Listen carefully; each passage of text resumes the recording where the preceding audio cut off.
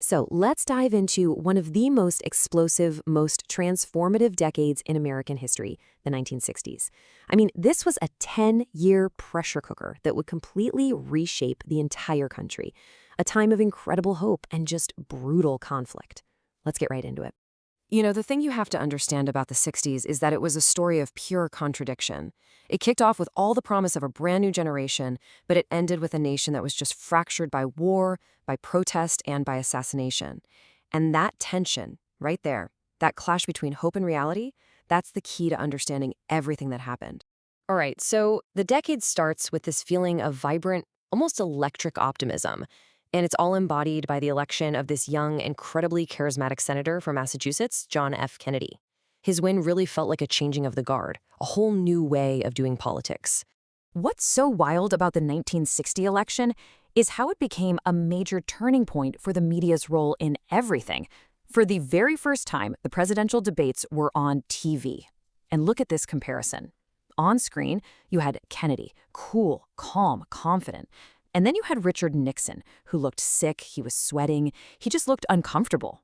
Now, if you listened on the radio, most people thought it was a draw. But for the millions watching at home, the visual made all the difference. And just like that, image became this incredibly powerful political weapon. Kennedy's inaugural address totally captured this new spirit of youthful idealism. I mean, this line is one of the most famous in American history. It was this powerful call to service. But you got to remember, it was mostly aimed at the biggest challenge of the day, the Cold War. What's really crucial here is what wasn't in that speech. He didn't say a word about civil rights. His focus, right from the get-go, was almost entirely on foreign policy. So, at home, Kennedy had this huge vision he called the New Frontier. And this wasn't just some catchy slogan, it was a massively ambitious agenda. He wanted to do it all, tackle the economy, boost education, put a man on the moon. The vision was absolutely grand, but his time in office was tragically short. And the truth is, most of these big, sweeping reforms, they never actually became law during his presidency. Ultimately, Kennedy's presidency wasn't really defined by the laws he managed to pass. Instead, it was defined by how he handled two monumental crises that blew up on his watch: the global threat of nuclear war and the growing, unavoidable moral crisis of racial injustice right here at home. In October of '62, the entire world just held its breath. U.S. spy planes found Soviet nuclear missiles in Cuba. We're talking just 90 miles off the coast of Florida. His top generals were all pushing him to launch an immediate airstrike, which would have almost certainly started World War III. But Kennedy, he resisted. He chose this incredibly tense path of diplomacy and negotiation, setting up a naval quarantine around Cuba. For 13 days, it was a nail-biting standoff. The world stepped back from the brink, but man, it was a terrifyingly close call. Now, while all eyes were on Cuba, a totally different crisis was boiling over across the American South. The civil rights movement was picking up steam using nonviolent protest. You had the sit-ins at segregated lunch counters, the unbelievably brutal attacks on the Freedom Riders. Activists were literally putting their bodies on the line to force the nation to face its own racism. The real tipping point, though, came in Birmingham, Alabama, when TV cameras broadcast images of police using attack dogs and high-pressure fire hoses on peaceful protesters, including children. That shocking brutality, seen by everyone, finally forced Kennedy to act. He went on national television and called civil rights a moral crisis. And then, just like that, the promise of the new frontier was shattered. November 22nd, 1963, President Kennedy was assassinated in Dallas. For the very first time, a national tragedy like this unfolded on live television, burning the event into the country's collective memory. The assassination wasn't just a trauma, though. The official investigation left so many questions unanswered, and that sowed these deep seeds of public distrust in the government that would just keep growing for decades. Sworn in right there on Air Force One, a new president took command, Lyndon B. Johnson. And LBJ, a Texan who grew up poor, was the complete opposite of the polished, sophisticated Kennedy. He was a raw force of nature, an absolute master of the backroom deal, and he was about to unleash his full power on Washington, D.C.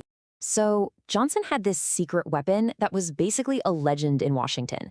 It was called the Johnson treatment, this one-of-a-kind, in-your-face style of persuasion that was a mix of charm, threats, and just sheer willpower to get exactly what he wanted. So how'd it work?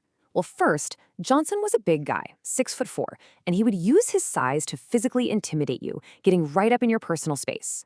Then came the nonstop verbal barrage, a mix of flattery, bargaining, maybe some not-so-veiled threats. And the final piece? He had this almost encyclopedic knowledge of every politician's secrets, their ambitions, their weaknesses, and he would use it to tailor his argument perfectly. It was totally overwhelming. And you know what? It was incredibly effective. And Johnson put this power to use immediately. He just brilliantly channeled the nation's grief over Kennedy's death into a mandate for action. He framed the Civil Rights Bill, which had been stuck, as JFK's last wish. And the result was the Civil Rights Act of 1964, a truly monumental law that outlawed segregation in public places and in employment. And believe me, he did not stop there. After winning a massive landslide election in '64, Johnson launched what he called the Great Society. This was the most ambitious government program since the New Deal. And it wasn't just one law, it was a tidal wave of legislation.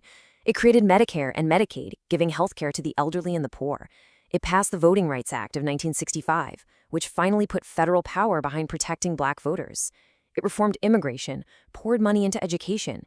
It was a fundamental attempt to use the power of the federal government to wage a war on poverty and inequality.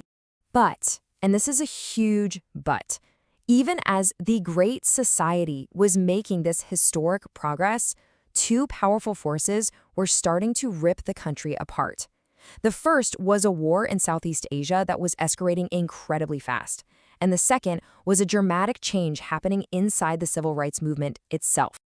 Okay, so let's set the scene. When Kennedy died, the U.S. had about 16,000 military advisors in Vietnam. They were there to support the South Vietnamese government. It was a pretty limited secondary commitment. But then, by the end of 1965, that number had just exploded. After a really disputed incident in the Gulf of Tonkin, Congress basically gave Johnson a blank check to use military force. And he went all in. By the end of the year, there were over 184,000 American ground troops in Vietnam. The advisor role was over. This was now America's war. And here's what's so crucial to remember. Vietnam was the first war that was broadcast into American living rooms every single night. People were seeing the brutal, graphic reality of combat on the nightly news, and it stood in stark contrast to the optimistic, "we're winning" reports coming from Washington. This disconnect created what everyone started calling the credibility gap, a growing, deep-seated public distrust of the government. At the exact same time, the fight for racial justice here at home was evolving too. While the mainstream civil rights movement was focused on legal equality and integration through nonviolence, a new, more militant ideology was starting to emerge: Black Power. Its focus was different. It shifted from integrating into white society to building economic power and self-determination within Black communities. The slogan Black Power, which was popularized by the activist Stokely Carmichael, really captured this growing frustration with how slow change was coming. You had new organizations like the Black Panther Party, who advocated for community self-defense and started their own social programs. And the same frustration also just exploded in massive riots in cities like Los Angeles, Newark, and Detroit, which laid bare the deep poverty and economic inequality that all the new civil rights laws hadn't yet fixed. So as the 60s finally drew to a close, America was in this really strange, paradoxical state. It had made these historic leaps forward in social justice, but at the same time, it was more divided than it had been since the Civil War. So here's the bottom line. The 1960s were a decade of incredible achievement and incredible pain. Landmark laws were passed, yes. Barriers were broken. The nation's conscience was awakened. But all of these victories happened alongside political assassinations, a disastrous war, and these deep, deep fissures that just fractured American society.